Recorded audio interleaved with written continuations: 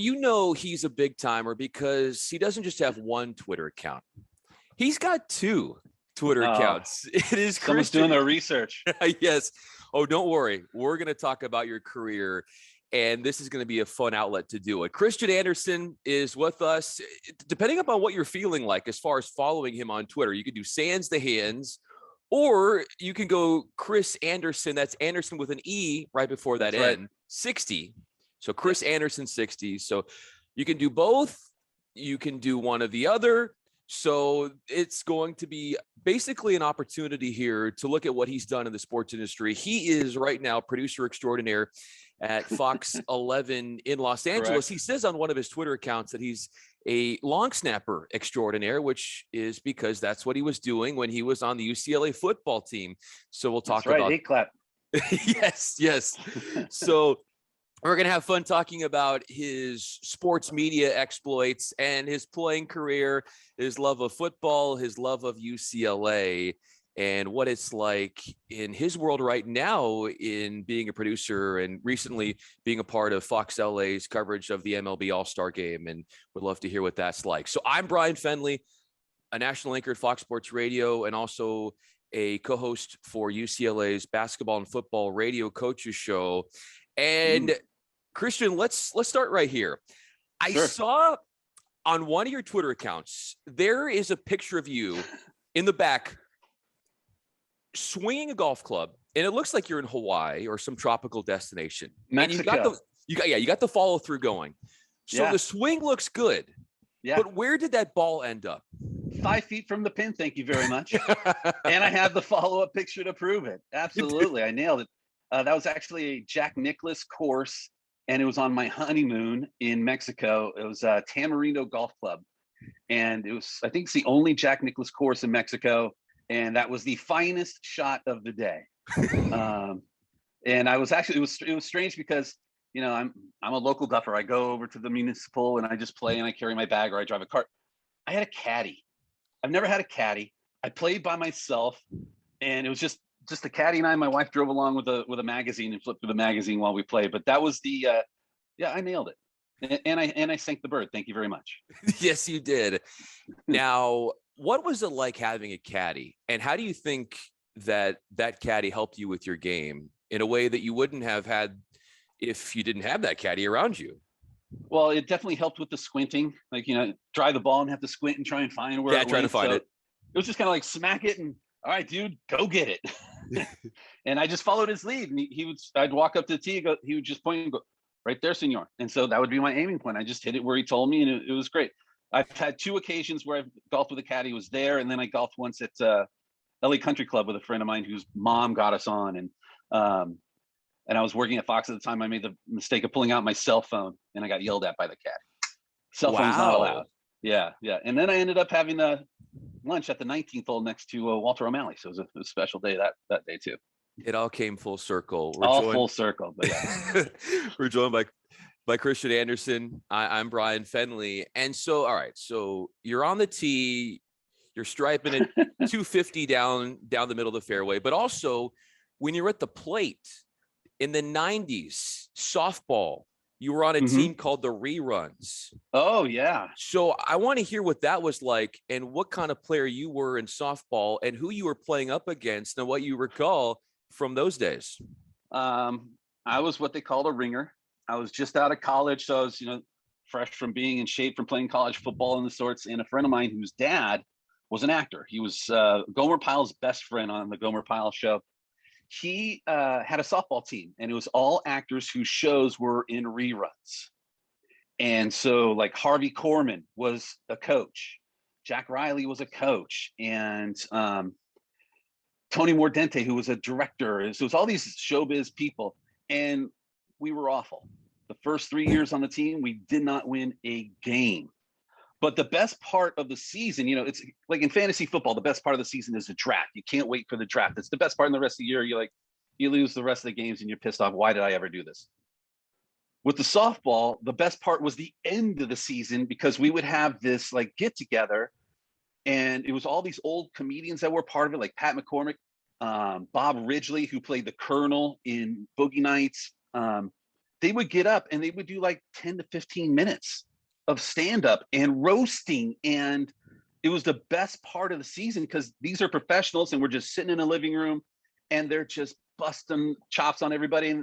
And they just left me alone because I was, I was part of the circle, but not really in the entertainment circle. So I just got to sit back. And one of the things I always love to do, I just sit back and watch. And I just sat back and watched and, and listened and just laughed. And it's the best part of it. And then we ended up getting good. And then we ended up bringing a couple players that actually had some talent, and we won the championship one year. And it was the greatest thing that ever happened to the team. But for a long time, like 4 years I was on the team, we didn't win a game. That doesn't go on your resume, but I'm just kidding. No, but I got to hang out with Harvey Korman, and Tim Conway would come to games, and there were artists that were huge deals as well that were on, and voiceover artists. It was just all these creative people that were around playing softball. And creative people aren't always the best athletes, but we had fun, and they were huge sports fans, and they were always talking to me, so it was always fun. You were around a lot of creative people when you were working with Fox initially, coming right out of college, and you developed a nickname called, was it Script Boy? How did that come? Script Boy. So my very first job in like the entertainment. So I finished up at UCLA, and I walked into the SID department, and I walked into Mark Dellins. Oh yeah, since retired. Yeah. I walked into Mark's office. It was the summer after my senior year, and I said, "Mark, I want to work in sports TV." And he gave me a phone number of this guy, Mike Weiss.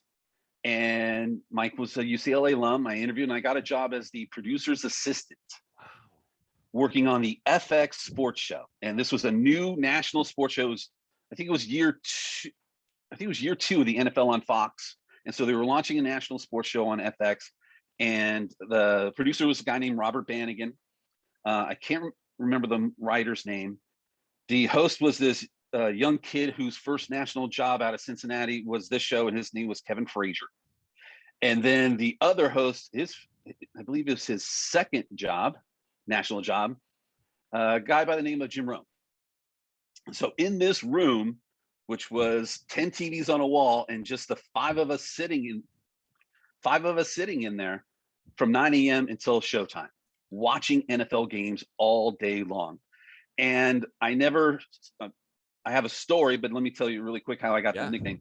I didn't talk. The only thing I said was, yes, okay. And I did whatever they said. And I had to deliver the rundowns to the crew. I had to deliver the shot sheets to the talent. So Jim then took that, since I'm delivering shot sheets and the printed scripts, to be Script Boy. And it stuck. And I didn't really get the nickname until later on, when I did say something, and it really endeared them to me. But you're going to really like my first day on the job. So the first day on the job, it's week 1, NFL on Fox. It's year 2. And every year after the first week, they would have a big barbecue. Well, I don't know any better. It's my first day. I've been, with the producer, nervous all day long. I don't have anything going. It's dinner time. I walk outside. The barbecue's going on. The show has ended. The afternoon games are done. And I sit down, I grab a plate, and I sit down. I'm just grabbing some food. I figure it's for everybody. I work at Fox. And after about 5 minutes, up walks Jimmy Johnson. And he's got 3 Heinekens, and he sets them on the table. And he goes, "Hey, bud, here you go." And he passes me a Heineken. And I'm like, okay. I can't say no. It's Jimmy Johnson. I know I'm working, but I'm in college. I have a tolerance. I'm not really worried about it. So I'm sitting, I'm talking to Jimmy. We have some shared acquaintances. My dad was a coach, and so some of the coaches he knew, my dad knew, and that kind of thing. So he gets up, and I'm wrapping up my food. I'm getting ready to jump up. He comes back, more Heinekens on the table, and now more people are joining. And so I'm in this conversation with Jimmy and all the Fox people that are joining. I'm meeting new people. It's great. Jimmy gets up. I start getting my stuff together. More Heinekens on the table. So now I'm on my 3rd Heineken, and I'm gone for an hour. And I come back. Finally, I escape Jimmy Johnson. I get back, and the producer goes, "Where have you been?" And I said, "Oh, well, I was outside." He goes, "Okay, first of all, that food is not for you. That is for Fox Sports. That is not for us." And he goes, "Have you been drinking?" I said, "No, Jimmy Johnson gave me a Heineken." He's like, "I should fire you on the spot." But he didn't. And from that point out, I didn't talk. I didn't do anything. And smash cut to, it's like week 10 or so. And all I've done is yes, no, yes, okay. And actually, I never said no. Yes, just do what I'm told. So we're watching baseball. It's the playoffs. The Cleveland Indians are in. And I know I'm old, but Julian Tavares is in. And Julian is not the most handsome guy on the planet. He kind of reminds me of like the Latin version of the bad guy from Greece, you know? And so he comes on the screen and all the guys are, oh God, so, and I just go, gets more women than anyone in this room. And it's the only thing I've said for 10 weeks. And the place erupts in laughter. I mean, I just kind of toned it down for your podcast. I said a little bit more crude, and they loved it. They loved it. It endeared myself to them. And one of the things Jim said to me was, I like that you came in and you just did the work. And then finally you got comfortable and we made you comfortable that you actually spoke. And so Jim hired me for his radio show as a show contributor when he went national. And so I became script boy there. And then on the radio show, I became script foo. And so that's how the nickname came about. That's the long way of telling you how I got it. You go from those origins to what you're doing now with Fox 11. And recently you were behind producing MLB's AllStar Game. What was the coverage like? No.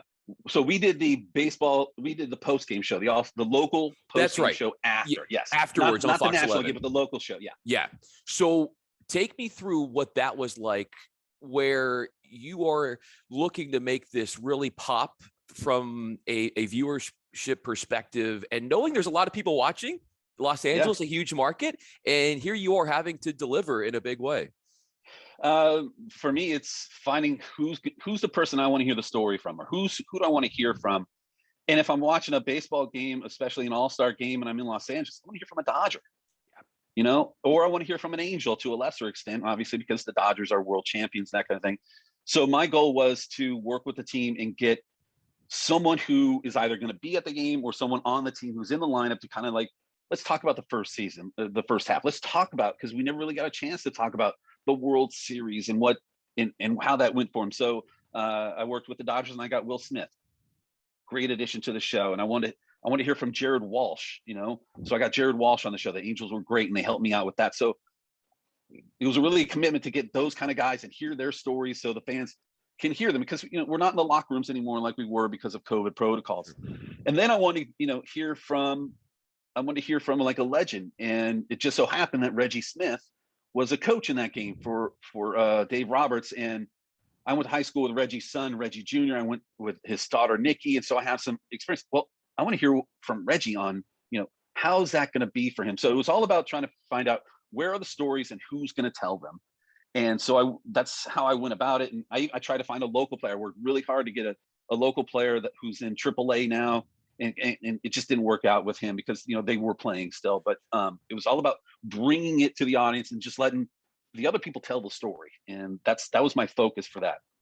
In this podcast, we're letting Christian tell his story. And Christian Andersen is with us, Fox 11 producer extraordinaire. I'm Bryan Fenley with Fox Sports Radio. So you also have done a lot of on-camera work in your sports career. So let's go to that moment where you're holding that microphone and Adrian Peterson is right next to you. Yeah. Do you want to know from the beginning or the end? Because I want to hear everything. It was one of the most painful things I've had in my life. And I'm not talking emotionally. I'm talking physically, because I shook his hand and I swear I felt bones crunching in my hand. Adrian Peterson has the strongest handshake of any man you will ever meet, and I think even Peter King has mentioned it, and Peter won't shake his hand anymore because it's such a firm handshake. So as I'm interviewing Adrian Peterson, all I'm thinking of, oh my God, I think he broke my hand, because it was like throbbing from the handshake. But yeah, I really love doing the on-camera stuff. One of my favorite interviews was actually with an actor, Gary Cole. He was a joy to speak with. He was so much fun.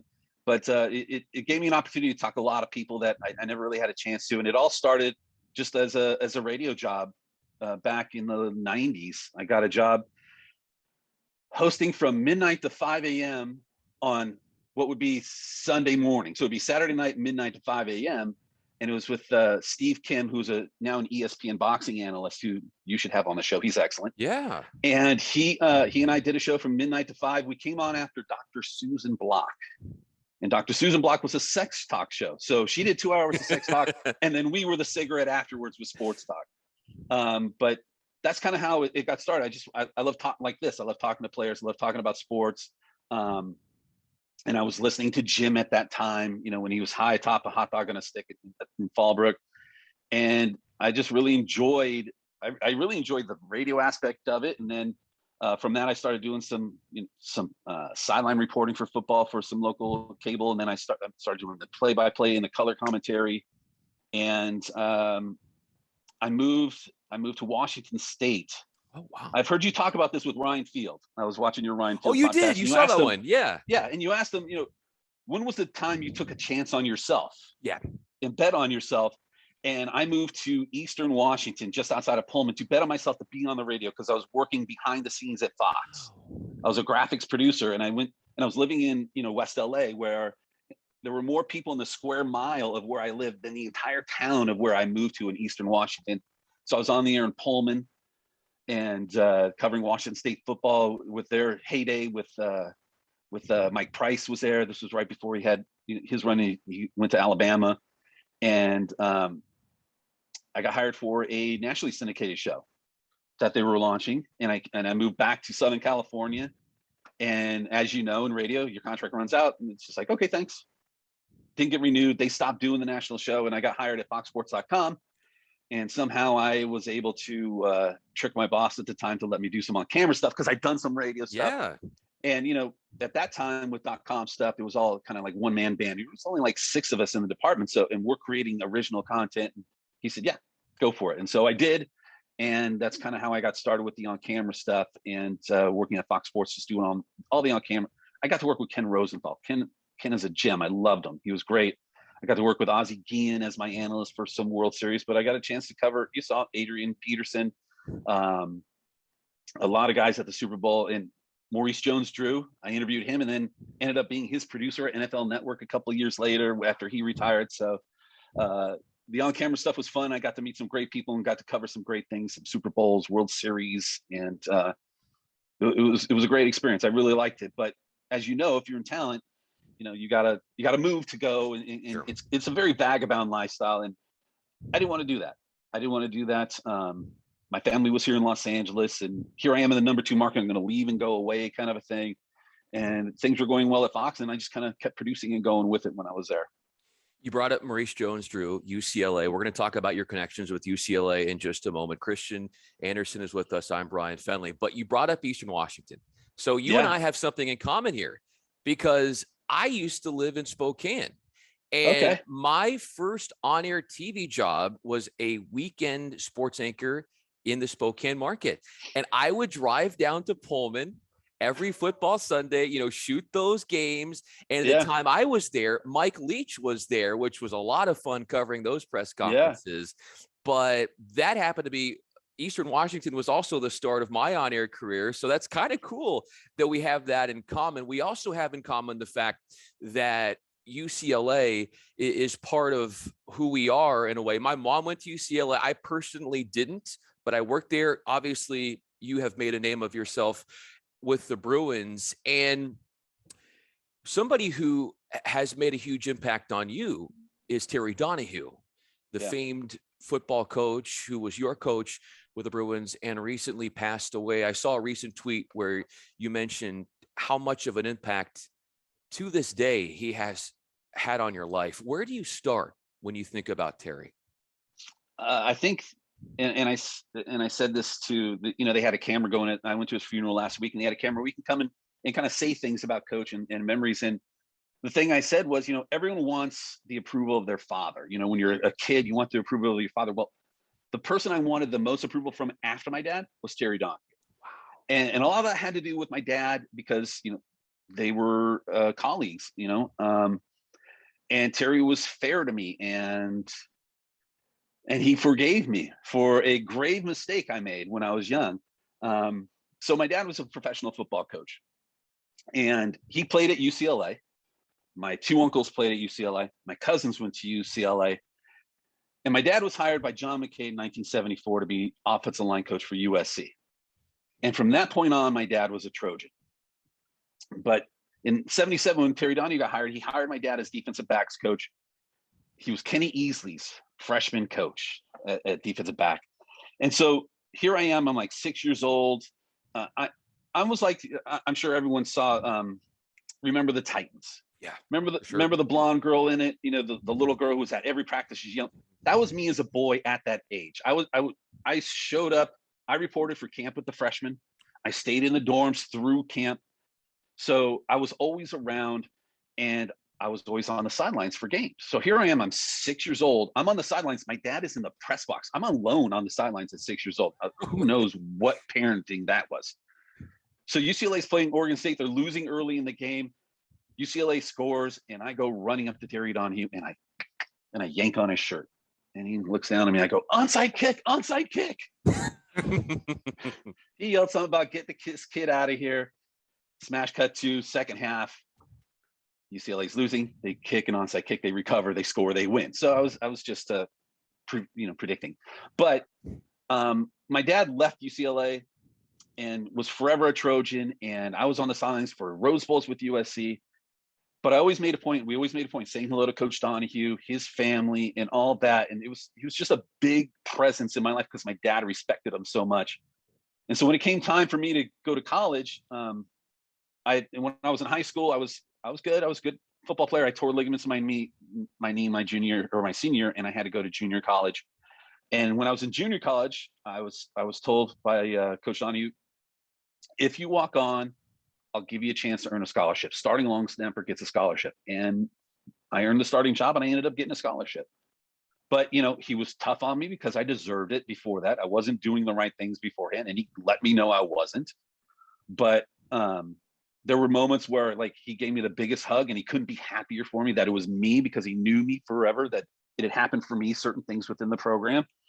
And he was always fair and great to me, and his family was always fair and great to me. So he was just a big presence in my life. And I'm honestly really upset with myself that I haven't spoken to him within the last year after his diagnosis and all that. But, that happens, and we all have our regrets, but he was always fair, and he was always honest with me. And my dad respected him so much.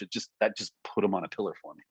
Yeah. And for you always have him on that pillar. You will continue his legacy throughout the course of your life. Christian Andersen is with us. I'm Bryan Fenley. So one more quick thing on that. Yeah. So I produced a show after his death. Big, huge block, just getting some guys together to talk about Coach. And it was Wayne Cook, who obviously. Oh, Wayne, yeah, he does UCLA our show broadcast. Yeah. I had Wayne on. I had Charles Arbuckle, who was a great tight end, and Ron Pitts, who of course is on Fox. He's on my shows at Fox, and we spent 15 minutes just talking Coach stories and what he meant to them. And by the end of it, I mean, it meant so much to me. And then I got a message from Mark Dellens, and he said, the family's asking if they can play some of the clips at the funeral.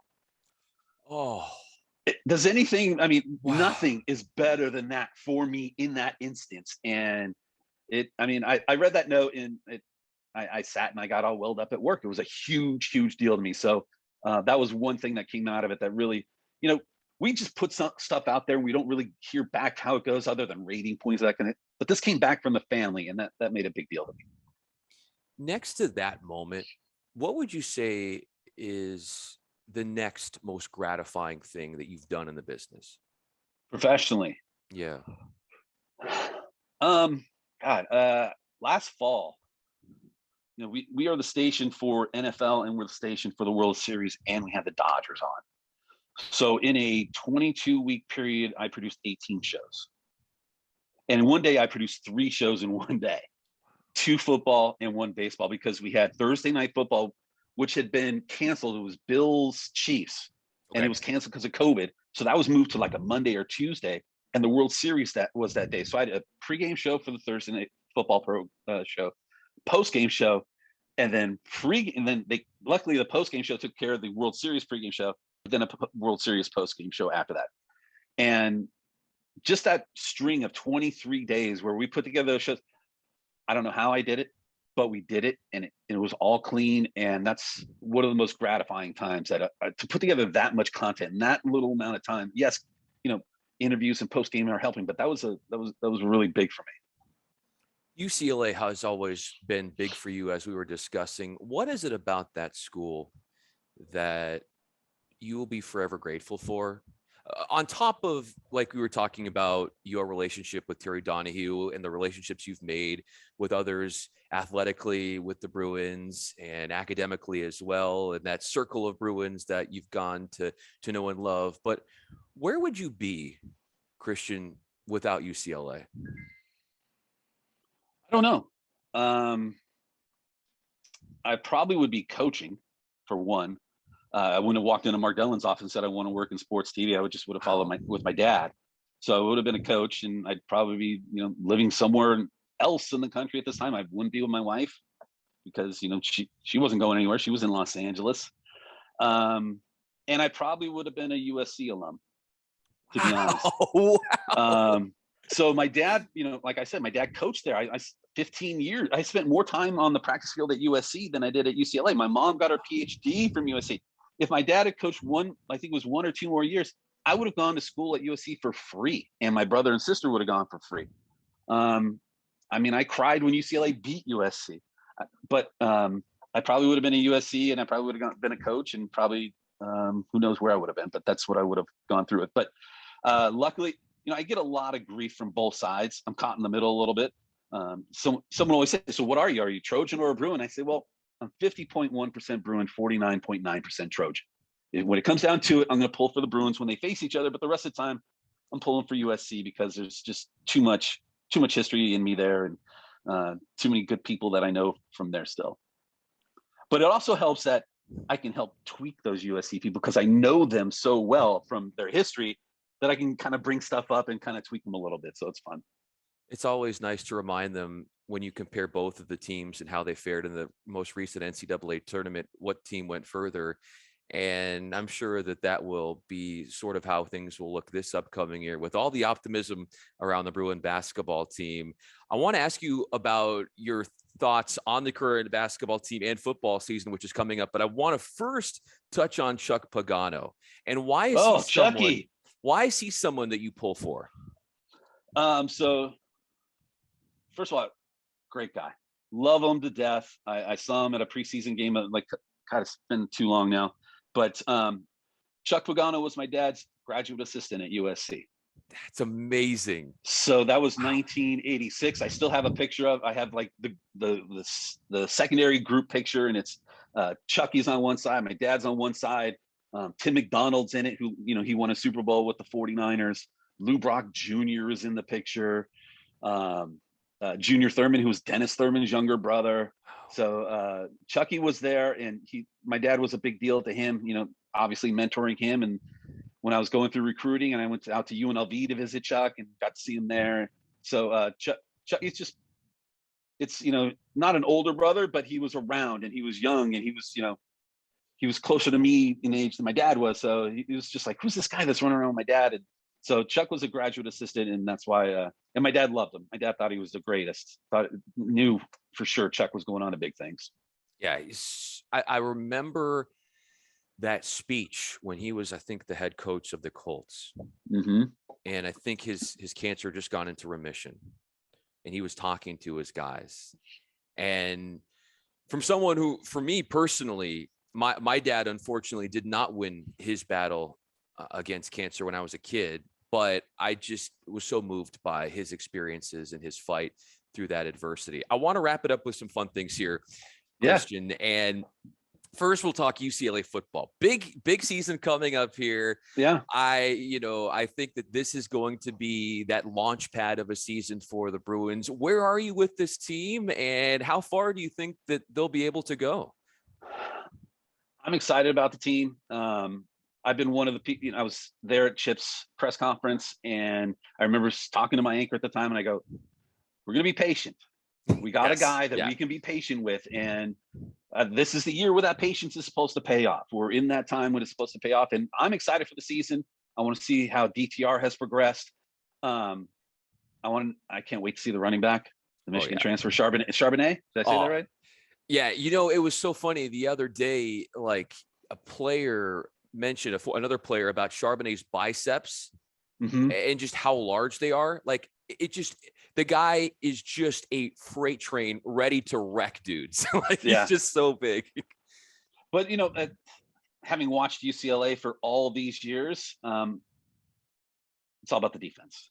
It's all about our depth at defense up front. Can we stop the run? I swear, I can't remember the last time we really stopped the run. I still have nightmares of watching the game with Edge James, and playing in the Rose Bowl against Wisconsin, and watching Brent Moss go for 100 plus, and then going back again and seeing Ron Dane go through. So that's my first thing is when I watch that first game against Hawaii, I'm watching the fronts, and I'm on the defense and the offensive line, and I'm watching the defense more than I'm watching the offense, because we know Chip's going to handle the offense, but I really want to see what the defense can do to turn things around. And I'm excited. If I don't see in late November, it's USC, UCLA playing for the South line on the South title on the line, I'm going to be disappointed in both teams.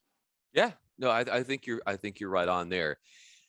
For the basketball side of things, Johnny Juzang coming back after flirting with the opportunity of potentially going to the NBA. But you think about all these guys that are coming in, and you've noticed that Mick Cronin is setting up a really competitive non-conference schedule. Yeah. So coming off that Final Four, which I still cringe when I think about that shot that Gonzaga made from near half court, Jalen Suggs, how he banked that in at the end in overtime. But how do you feel like this Bruin team can respond this upcoming year with all of what was riding on them following last season and how they finished? I'm thrilled for the success of UCLA basketball. I was not on the team of hiring Mick Cronin. I really wanted Earl Watson to have the job, and I'd spoken to some players who are friends of mine that they wanted Earl as well, just because I thought he'd be a great voice, and he's a great mentor. We're seeing that from Devin Booker and what he has said about him and his success. So I was hesitant with Mick Cronin, but I'm a big fan of Mick's now. I really like what he's done with the program. I really feel like there's accountability within the program now. And if you're not going to hold up your end, he's going to bench you. And I'm fine with that. You should be benched. And I'm worried about too much success coming off of that. And I think Mick can be the guy to humble him and keep him on the straight line. And so I'm excited. I think, especially with the point guard coming in, I think there's real excitement. And I think there's really excitement across town too. USC's got a pretty good basketball program going right now. They become big man U over there. I mean, they've got the kid coming in from Sierra Canyon. He just announced. You got Evan Mobley, Isaiah Mobley. I think basketball in Los Angeles is in a really good place, collegiately and professionally.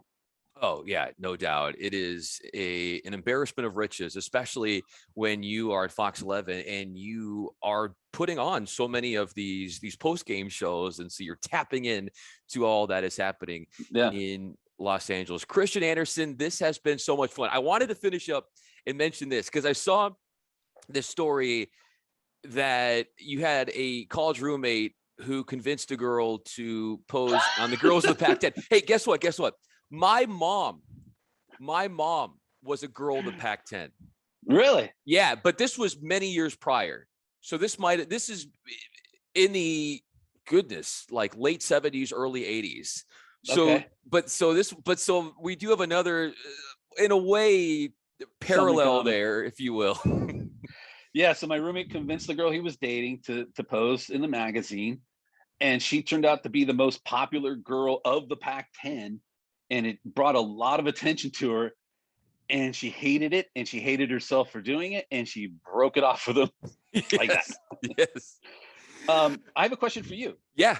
So we all have, I know a lot of what I came up in is kind of like the sports news, not really the remote, that kind of thing. We all have that broadcast news moment, that running the tape down the hallway kind of moment, that stress, like getting on air. Do you have that broadcast moment in your career?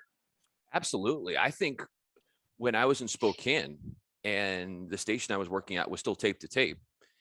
And so you literally, and I know you know this, where it's like you have to make sure that you have like 6 or 7 tapes or whatever in your sportscast, different VOs, different, SOTs, and you got to make sure they're in order. you got to make sure they're cut right. And so you're like carrying all of these little tapes to the director and saying, okay, this is how they want them in this order. And that wasn't always easy, especially considering like when we had, goodness, I think it was 2013, the Seahawks were in the Super Bowl and we came on right after that, where essentially it's like you have to totally ad lib, which is tough because in TV news now, with everything, being closed captioning, they want you to have everything scripted out. But when you have like just minutes before a game ending and you're supposed to go on and find a way to cut highlights. Or another thing is, Christian, when we would do high school football in Spokane, and fascinating in Eastern Washington, like I would go to the border of Canada, shoot 8-man football. I took a ferry and went and shot 8-man football on a reservation. And like, I would go in the middle of Central Washington, which is 3 hours, like Moses Lake. And then rush all of this back, try to put on a little bit of whatever face powdering, and then let's go and not even look at the highlights of all these games. So something like that, where your heart's pumping, but you love what you do. Yeah. I made that drive to Coeur d'Alene many times. But isn't Coeur d'Alene beautiful? It's awesome. It's awesome. Yeah. It's beautiful up there. Yeah. Spokane is where I went for retail therapy. Yes. I lived in Colfax, which is that speed trap before you get to outside of home. You lived in Colfax. I lived in Colfax. Yes. Yeah, so you got to be careful with those cops because they are going to get you. If you're going 5 miles an hour faster, I saw people get nailed all the time. Yeah, it's funny. I got nailed one time coming back from Spokane. At the time, I was driving a convertible, and it was the Angels and Mariners were playing, and it was the year the Angels won the championship, and I'm an Angels fan. Okay. And the Angels hit a walk-off home run. Well, I got pulled over for speeding, of course. And the guy, the cops back of the car, and the Angels hit a game-winning home run. I'm listening to it on the radio. And it was a Dave Reese. Who's the guy that used to get the mustard and the grand slam. It's a grand salami. Yeah. Dave Niehaus. Dave Niehaus, So the Angels hit the game-winning, like a walk-off home run, and I'm in the convertible. Yes! And the cop comes walking up. He's like, "What's going on?" I go, "Oh, sorry, game-winning home run." He goes, "So what do you do?" I go, "Oh, I work at the radio station." He goes, "Oh, you're," and he just gave me my license. He goes, "All right, go ahead," because I worked in the media. He let me go. So I have a broadcast news moment that I think you might like. Okay. I'm working at Fox Sports. Show starts. I've got to run down the stairs. I'm on the 3rd floor. 2nd floor is the stage and the tape room and the control room and all that. And so show starts. I go sprinting. I'm, dodging tapes. I'm running through the hall, dodging people. I get to the stairwell. I'm taking 3 steps at a time. I'm jumping to the landing. I get right when I'm coming out the door to go. Right there is the green room. So the green room lets out almost to the staircase. So right at the door jam, I run into Shaquille O'Neal. Oh my! And I mean, literally run into Shaquille O'Neal. He's the entire doorway. My nose is this far from his chest. I'm about to run into him, and I look up at him like this, like a little kid. And he just looked down at me and goes, "What's up, bro?" And then he just kept walking. But I nearly headbutted Shaquille O'Neal in the sternum. That's my broadcast news moment. Can you imagine being in a game where he's setting a screen? I mean, you almost felt that, where, especially if you're guarding a guy and he's going to set a screen from behind you, and all of a sudden he blindsides you. Oh my gosh, that would leave a mark. Yeah, I would have been flattened. I would have been flattened. Christian Andersen leaving a mark in this business. Fox 11 is where you find him. Follow him on Twitter, and you can choose. It could be Sans the Hands, or it could be Chris Andersen. Do you get the Sans the Hands? Do you what does that mean? Where are you going with that? Well, my name's Christian Andersen. It's spelled just like Hans Christian Andersen, but it's not my name. So it's Sans the Hans. So I use that. It's just kind of like a fun personal account. And Chris Andersen 60 is like a work account, so I can not get myself in any trouble. There you go. You've got 2 accounts, but only really big deals can have 2 accounts. You know that. I know. Yeah. I really enjoyed this, Brian. I'll wave as I drive by the Fox Sports Radio building. I used to work in the building when I worked on the Jim Rome show, right there on Sepulveda and in Ventura. That's where Jim used to do a show when we launched. Well, I'm going to wave to you as I'm on the 405, and I think I can kind of see where the Fox 11 building is from the 405. And no, that's my old Fox Sports building. That's foxsports.com. I'm on Bundy. That's the local station. Okay. Yeah, like there's like I think now like Fox Support Days is there now, but Fox Sports, we were there, foxsports.com. Yeah. Sure. We're gonna watch a UCLA football game one of these days. Oh, for sure. You got my guy Brian Harmon on the air with you too. Well, no, you know Mike Harmon. Mike Harmon, yeah, Mike Harmon. Because of foxsports.com. Yep. I used to work with Jason Smith. Jason Smith was a feature producer at Fox Sports Net when I was there and we launched. So lots of guys. Who's I don't want to go digging it, but yeah, I know a couple guys over there. Those guys are two great guys that I know over there for sure. Well, I know a great guy already, and it's Christian Andersen. I'm Bryan Fenley. Thanks so much for doing this, man. I really enjoyed this. Anytime. Let's do it again.